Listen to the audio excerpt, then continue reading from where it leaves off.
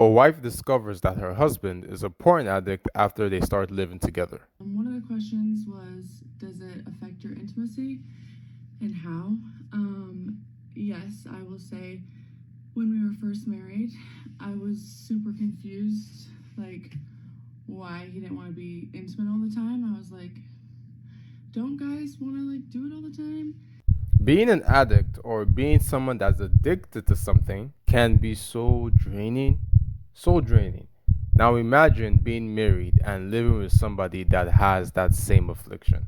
What would y'all do? Would you work it out or would you divorce and move on? Welcome to my channel. Grab some popcorn, subscribe, and enjoy the show. I would say probably the hardest thing that I've experienced is there's just been times, like this was when he was in the thick of his addiction, that like I knew he'd be coming home, and so I would dress up in lingerie, and then like he'd come home and then he would just be like, oh cool, and then like play video games or something, and that would like literally shatter me. So I think that was like the hardest part. And I mean, this is pretty like, I don't know, this is maybe TMI, but I want to share it in case, like, I know there's other people going through a similar situation. And I posted another video just reminding everybody that just because your partner struggles with a porn addiction, it's not because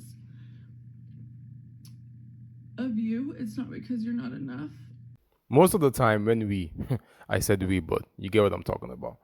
When we are exposed to content, good or bad, at such a young age, toddler age, it can turn into something that will lean in for our identity, for love, for attention, and for assurance. Okay. And when you grow up, you pass through your teenage years, you pass through puberty, you pass through your 20s, deciding to whenever you want to get married.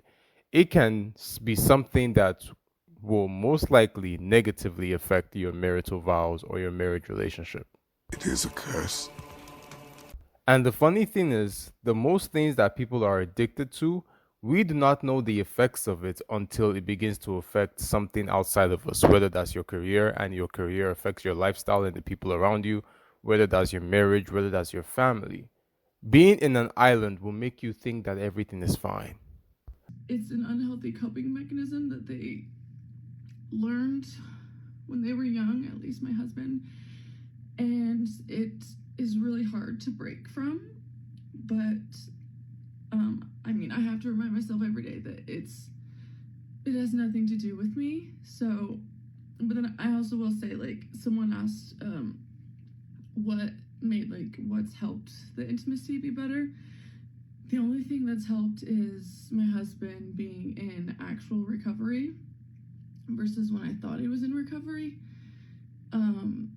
It's like night and day. Like the first couple years of our marriage, like stuff would come out, and he would like be good for a month, and then he would slip up, and then he'd be like, wouldn't want to tell me. He'd be in denial and say, like, tell himself it's not going to happen again. So he didn't want to tell me, but that never worked out. So then it would go on for like a year, but this whole time I thought it was like clean. And so like the first couple of years of our marriage, he was basically just not clean. Now, the funny thing about addiction at the same time is that everybody reacts to it differently. We all have different strengths and weaknesses. The same way somebody will react to something, even though it may not be obvious that that's the source of an addiction, somebody else can react to it negatively. And of course, we are surrounded by different people with different strengths and weaknesses as well. So it's not always a black and white issue when you get into the dynamics of how these things really affect relationships and really affect the person. And by the way, porn affects men and women differently. How it affects us, it's based on the individual. You're nothing but another victim. And do you know what's so scary about the time that we're living in today? Is that porn does not always have to be visual. People experience this type of things in so many different ways, whether it's by reading books, whether it's by Instagram and by pictures, whether it's just by hearing about it. and people telling you stories about the things that they have experienced when it comes to the bedroom matters. And that's why most of the time, if you do not surround yourself with healthy people, even though your eyes and your ears may not really feast on this type of content, it can still get polluted if the people that you surround yourself with, all they do is talk about things that are not really healthy. Wait for a second, I gotta ask a question. Have y'all subscribed to this channel yet? I know you are enjoying this video, so make sure you subscribe so we can fly. Back to the video. And sometimes, even if somebody wants to talk about a good thing, if you're not mentally mature enough to handle it and emotionally stable, you can take something that is good and turn it into something that is bad. And it will not only affect you badly, it will also affect the people that you're around or the people that you're going to meet in the future. The intimacy, it was like very one-sided, and I thought that was normal until like I started talking to like friends about like their intimacy life or whatever, and I was like, oh my gosh. But now that he's like been in recovery, it is like night and day. But like my heart breaks for like younger Maddie, like years ago, that thought like that I wasn't enough, and so that's why my husband didn't want to be intimate with me. And like I guess that's why I'm sharing this, because I don't want anybody else to feel that way. Addiction is a super tricky subject, and I'm still learning more about it, but I promise you, it has nothing to do with you.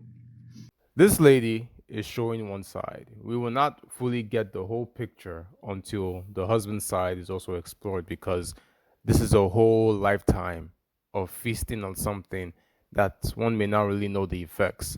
And because the wife is not somebody that was there since the day he was born, it can be really hard to unpack this whole issue.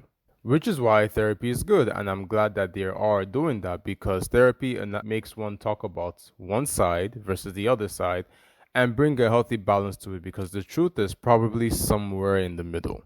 So it's safe to say I have some betrayal trauma. So come with me to my first therapy appointment. Now, the one thing I found so interesting about this stuff is that we do not know this couple as much as we think we do. We only know what she's choosing to tell us, because I bet you there are still some things that she's choosing to hide or keep hidden because it's nobody's business.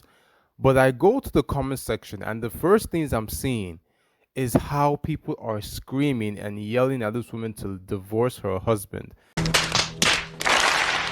simply because she's expressing how they are trying to get better from a porn addiction. Is it so easy for people to just separate themselves from somebody that they've chosen to do good or bad with, life and in death, sickness and in health? And these are a couple comments that I found. Somebody said, "You look drained, just leave him." That's one. Another one that's more brutal says, "Get out of my face. You're choosing a man who wouldn't choose you between corn models. Life is too short for you to police a man to act accordingly and be a husband to you. Leave him alone. You are young, beautiful, and full of life, and love to give somebody who actually deserves it. Did you not know about this beforehand? Like, I'm so confused. Do not keep him, please." And it's so funny because people think that when you get married, you would know every single thing there is about your partner. But let me tell you something. You will never fully know somebody until you start living with them.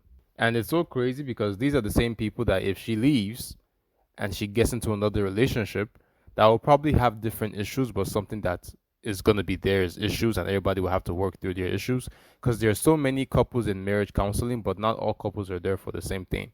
I'm not saying that this lady should stay in the marriage where she's never been satisfied forever. I'm saying that the natural response to just react to every problem or serious problem in the marriage to divorce is interesting to me. Why doesn't one react in a more positive or affirmative, or wishing them the best or praying for them and hopefully they get better or they heal from this? But if not, then of course, move on with your separate ways. That's just my take on this whole thing. Of course, there are some things that should bring an end to a marriage, but when it comes to other things like this, and especially when the person is trying to open up, you don't just react with a negative or throw it all away response. That's my view. Everybody just likes to portray the good things, the nice things. Nobody likes to talk about the hard things. And when we see somebody that talks about the hard things, everybody wants them to leave. What kind of world do we live in? It's an evil world we live in.